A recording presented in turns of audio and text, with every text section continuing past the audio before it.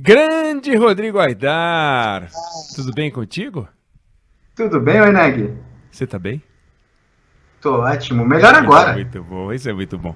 Vem cá, tem um assunto que a gente já falou sobre ele, mas que é um negócio complicado, que são aqueles processos que chegam ao Supremo Tribunal Federal, envolvendo causas pequenas, mas tão pequenas, que, claro, elas têm que ser resolvidas, né? Você não pode aceitar que elas existam sem uma solução no Poder Judiciário.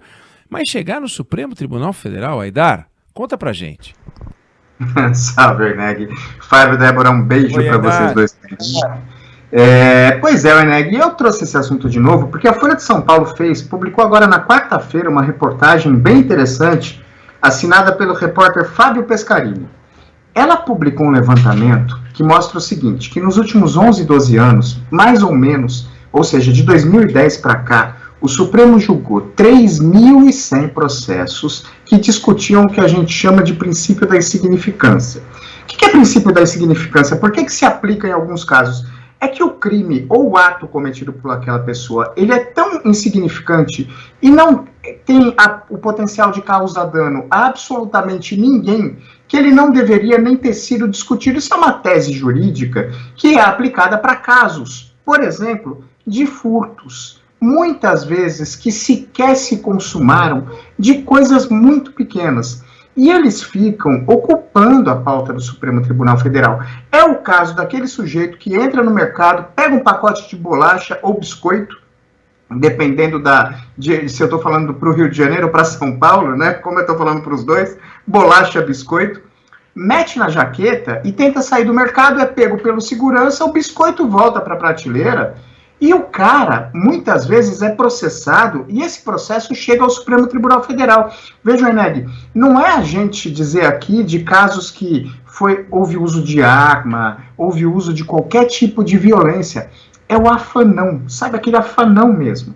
Então, assim, esses casos, eles deveriam ser resolvidos em primeira instância, mas hoje eles chegam às dezenas ao Supremo Tribunal Federal. Então tá lá o ministro um dia julgando um caso de proteção ambiental complexo, um caso de liberdade de expressão, um caso de relação trabalhista versus direitos individuais, como, por exemplo, obrigação de vacinação em ambiente de trabalho ou não, e no dia seguinte ele tem que julgar qual a pena correta para um cara que furtou um pacote de biscoito no supermercado.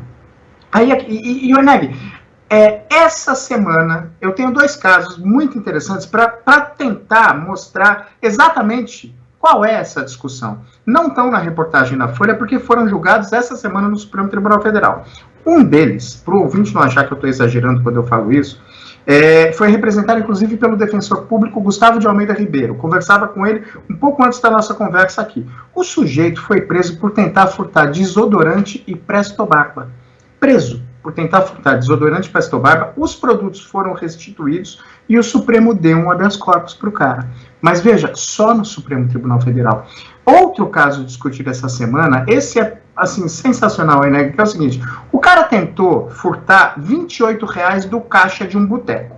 Ele tentou, foi pego, devolveu o dinheiro e se escafedeu do lugar. Mas o dono do bar chamou a polícia foi, prendeu o cara, prendeu não, né? Registrou o boletim de ocorrência, nesse caso o cara não estava preso, e enviou esse boletim para o Ministério Público. Aí o promotor foi lá e denunciou o cara por tentativa de furto qualificado e afastou o princípio da insignificância com o argumento de que teve rompimento de obstáculo.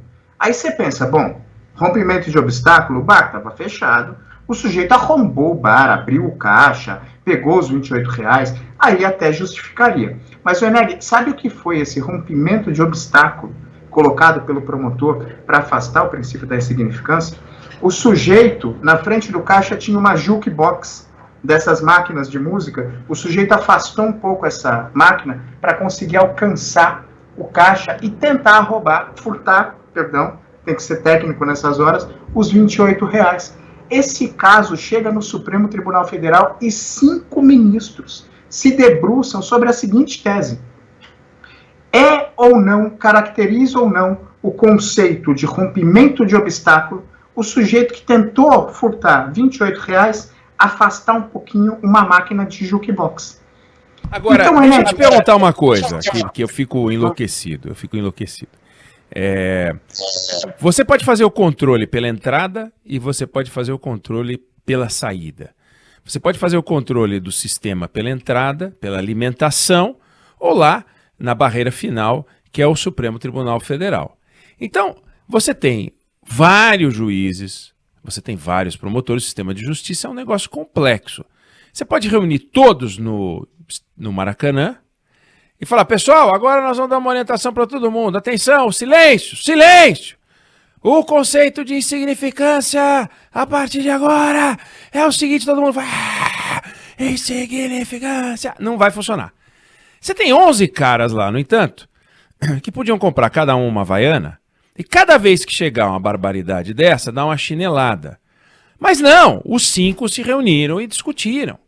Quer dizer, cadê as estruturas, as regras internas, para que o Supremo Tribunal Federal desconheça e jogue o assunto para a esfera anterior? Para que o STJ, que também tem casos semelhantes, desconheça e jogue as estruturas para o tribunal anterior. Não vou nem chamar de inferior. Anterior, o que tomou a decisão anterior. Que sistema a gente tem de proteção nosso, como sociedade, para que aquele ministro do Supremo não alegue que ele tem trabalho demais, quando não tem? Porque ele está arrumando sarna para se coçar. O que dá para fazer, Aidar? Porque é absurdo ouvir esse caso que você acabou de descrever, em que uma jukebox foi tema da conversa de 5 ministros. Não dá, aí não tem solução mesmo, aí nós estamos fritos. Isso passa por um problema estrutural muito amplo, né, Werneck? Porque você pega o Supremo Tribunal Federal, o Supremo são 3 tribunais, na verdade.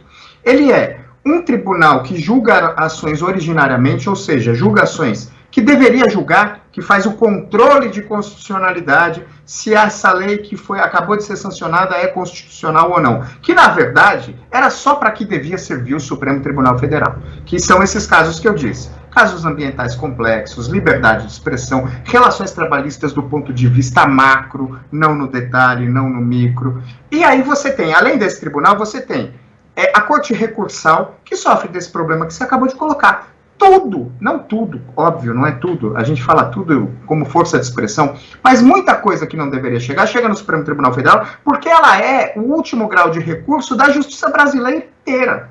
E ela ainda julga ação penal originária desse monte de gente que tem foro por prerrogativa de função, que na opinião de muita gente séria já devia ter caído esse foro. Então, assim, esse problema estrutural, ele pede filtros muito mais bem pensados do que os filtros que a gente tem hoje. A gente tem um filtro no Supremo que é a repercussão geral, ou seja, o Supremo só julga aquilo que interessa à sociedade inteira. O processo que interessa só ao Werneck, ou só ao Rodrigo Aidar, ou só ao Fábio, ou só à Débora, não, o Supremo não julga. Em tese, porque na verdade, usando artifícios legislativos, os caras conseguem fazer tudo chegar ao Supremo Tribunal Federal. Então o Supremo pode tentar diminuir esse filtro, como você disse, dando uma chinelada nas instâncias inferiores, do ponto de vista da jurisprudência, e, assim, com uma jurisprudência, vamos dizer, defensiva nesses casos, muito mais rigorosa, e nem conhecer desses casos. Agora, tem um problema adicional. Esse caso da jukebox e o outro que eu disse antes, eles passaram por todas as instâncias e chegaram no Supremo. O Supremo aplicou o princípio da insignificância, ou seja, soltou o sujeito. No começo do ano, a gente viu o caso de uma mulher que deixou de pagar a conta de água, porque pobre, muito pobre, vivendo em uma situação de quase miséria, deixou de pagar a conta de água, ficou sem água em casa, rompeu o lacre lá e furtou 3 baldes d'água, e depois fechou o lacre.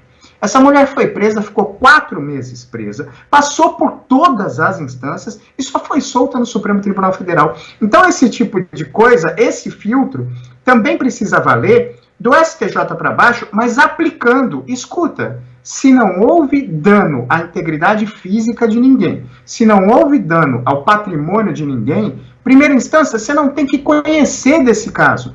Aí tem aquelas discussões, né, Werneck? Então, o cara pode tentar furtar quantas vezes for e tudo bem? Não, é para isso que existem penas alternativas. A gente precisa ser inteligente para lidar com esses problemas. O sujeito que tentou furtar os R$28, coloca ele para trabalhar uma semana no bar, para ele descobrir como é difícil para o dono daquele bar conseguir aquele faturamento de R$28. Soluções inteligentes junto com filtros muito mais rigorosos para que isso não chegue no Supremo Tribunal Federal. Mas não pode ser rigoroso a ponto de não reconhecer um caso de uma pessoa que está presa há 4 meses e não deveria estar. Então a demanda é muito complexa mesmo, Eneg, não é fácil, mas o fato é, 5 ministros do Supremo, 10, às vezes os 11, se reunir para discutir se mexer uma jukebox é ou não, se encaixa ou não no conceito de rompimento de obstáculo, é o fim da picada, né? A gente precisa pensar soluções inteligentes para esse tipo de coisa. Você tem toda a razão, quer dizer, que está errado lá em cima e custa muito caro essa decisão, e você já deu o caminho. Você roubou o bar, vai limpar o chão do bar durante uma semana, vai servir boteco durante uma semana, para aprender como a vida é dura. É importante isso. Pensa Brasil, Rodrigo Aidar, que volta a conversar com a gente na semana que vem. Obrigado. Abração, Fábio, Débora, e para o querido ouvinte também. Valeu, Aidar.